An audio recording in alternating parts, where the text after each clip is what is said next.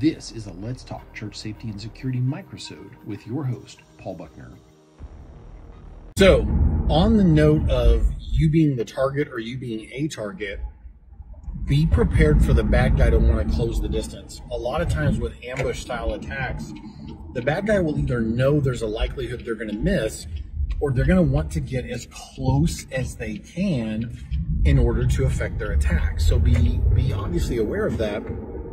But this is where empty-handed skills, where firearms retention skills come in handy, because the bad guy can take your gun. If they have their hand around your wrist and they pull your weapon up offline, that could be a problem. If they get a hold of your weapon and take it away from you, that could be a problem. If they knock your weapon to the side and you accidentally shoot somebody, that would be terrible.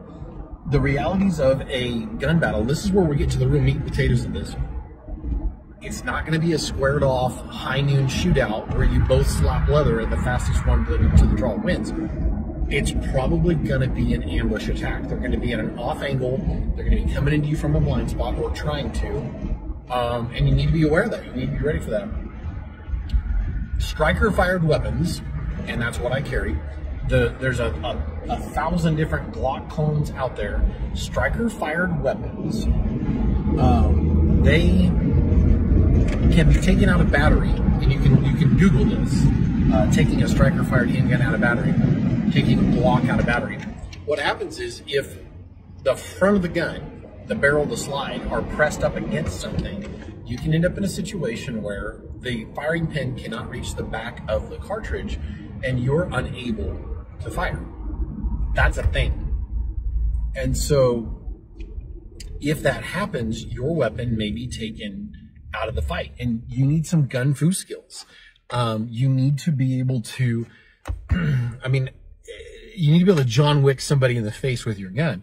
You need to know how to fight your gun as a blunt force trauma tool, and realize that if your weapon jams or something happens with it, you need to be able to use it as a blunt force trauma weapon in order to buy you time to clear the malfunction to get back in the fight. If someone's grappling with you over your gun and it's been forced out of battery, what's your plan B?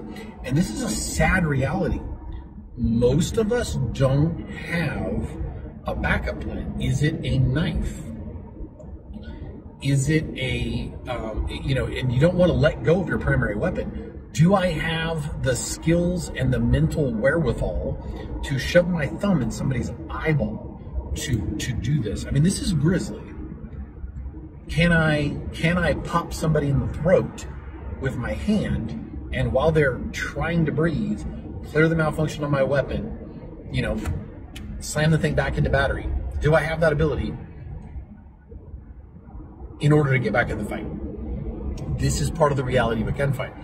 Do I know how to clear the typical malfunctions that my chosen weapon has? And I've had people go, oh, revolvers don't ever malfunction. That's horse dookie. First off, in a hand-to-hand struggle, I would almost rather face a revolver than face a semi-automatic, because if I wrap my hand hard enough around the cylinder, it can't rotate. A revolver, every revolver design I've ever seen has to turn and then drop the hammer, even if it doesn't have an external hammer. I forget which president it was that was saved from an assassin because the Secret Service agent literally brought his hand down, and the pad of his hand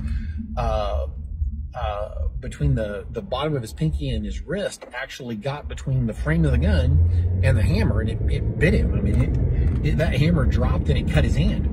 There's actually a picture of him standing there with a bandage on his hand. It happened a long time ago. He stopped the bad guy from being able to fire point blank on the president. That's the thing. I'd almost rather face a revolver in a situation like that, because if I can get my grip around it and rock that thing back, it's not going to fire, and I can take it up in a safe direction. Semi-auto might be a little bit trickier. It can be harder to control, is what it is.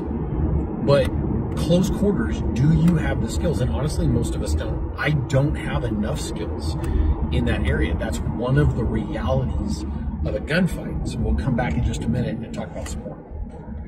If you enjoyed this microsode, check out the video and audio versions of the Let's Talk Church Safety and Security podcast.